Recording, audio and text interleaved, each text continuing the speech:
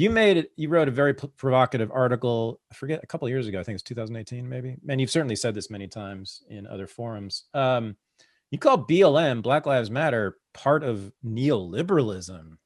Mm-hmm. I want you to, that's a hell of a charge, man, because neoliberal is like the worst thing you can be on the left, right? That's that's like almost an epithet to call someone neoliberal, right, these days. So flesh that, you might be right though, but I want you to convince me. How is BLM part of a neoliberal movement? I'm not here to carry water for anybody, especially BLM. Right. Don't worry about that. Yeah, I'm trying to think of where exactly, what place you talking about. Yeah, it's a tough one. Huh? It's a play. You're trying to figure out how to enter that, right? Yeah. And trying to think of like when did I say, like, what did I say in that moment? I'm thinking this was the Panthers piece for Catalyst. No, there was one that was titled. Was this the thing that came out last year with the title had Black Lives Matter and neoliberalism in it, so you can't escape. Okay. Yeah. Oh yeah, this was last year. So yeah. Yeah, I mean, so my concern last year, right? You know, witnessing everything that was happening after the murder of George Floyd.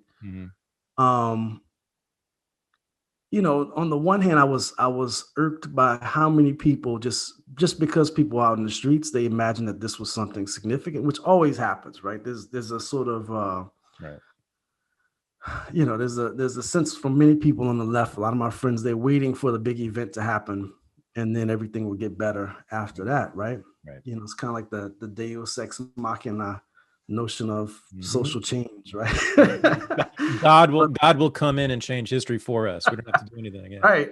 I think many people thought this was that moment, right? That the finger of God was at work, and I didn't see it as in that sense. I saw, you know, the liberal dimensions and liberal origins of Black Lives Matter really, you know, showing, you know, revealing exactly what it was, right? Because it was so easy for all these different corporations to embrace it, you know, fully. I mean, it's not a tough thing to embrace, right? And if as Black Lives Matter as a slogan, as a hashtag has done, if the problem is fundamentally one of Black people not being able to walk the streets in peace, Black people, you know, not being safe in their own homes, or not being able to drive to the store, right? Like, which is the way it gets rehearsed rhetorically, right? With a lot of different folks.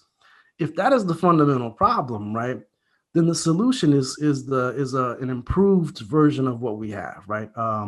Liberal capitalist society where everyone can participate, everyone can do all the things without being discriminated against, without being mistreated. And from the very beginning, I mean, and David Harvey got into a lot of trouble by saying this, at least in the circles of people who were reading the work. He said that after Ferguson, or as he was watching the events of Ferguson, he didn't see much anti-capitalism, right? And he took a lot of shit for that, because people were like, well, no, of course, you know, there's always this idea that if you criticize Black Lives Matter, then you really don't know it. That's the response you get. You don't really know the right people. If you were paying attention to this over here, it's like a shell game. If you were paying attention to this over here, you would actually see it. And then if you look over there and you say, well, you know, I see the same thing over here, then we have to talk to somebody in this other place. There's somebody else who's more authentic and more connected to left politics, and you just haven't had a chance to engage them yet. So it's sort of impossible to criticize it in some of these contexts, at least with people who are devotees, right?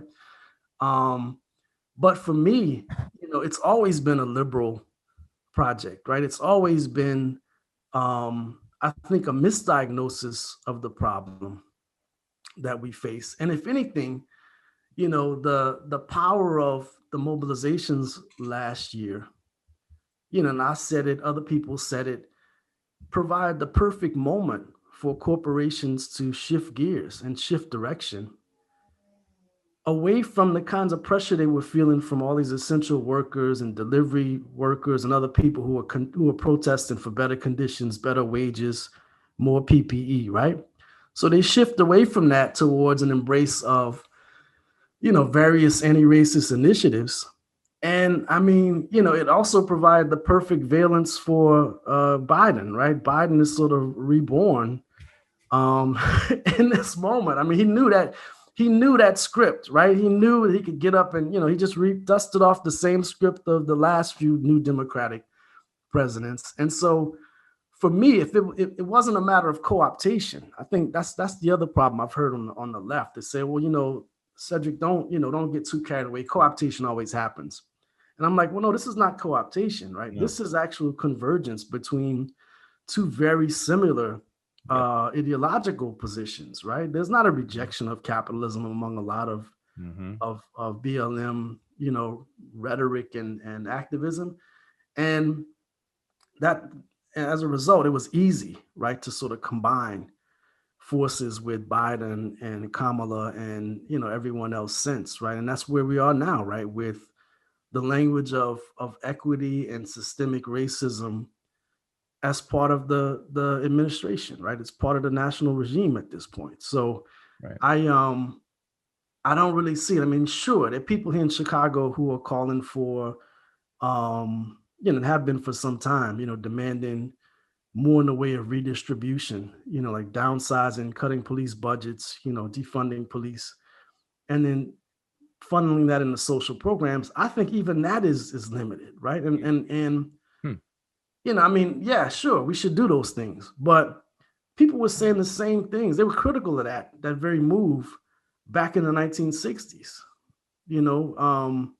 There's a passage from Carmichael and Hamilton where they make the point that, Stokely and Charles, just for people who don't know. Right. Stokely, Carmichael, Charles Hamilton, Black Power, where they criticize, those local governing regimes that, want to build a new playground or they want to bring in the mobile swimming pool, right? To try to appease people. And that won't help, right? That's not gonna deal with, even in their analysis, it's not gonna deal with the real problems. Right.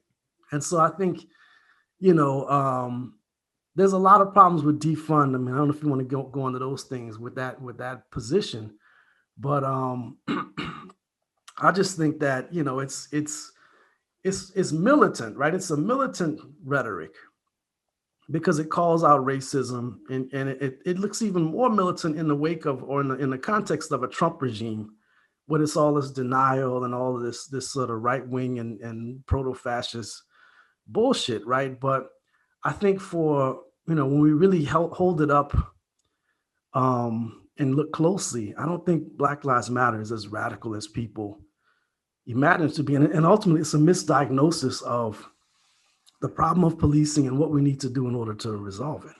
Oh.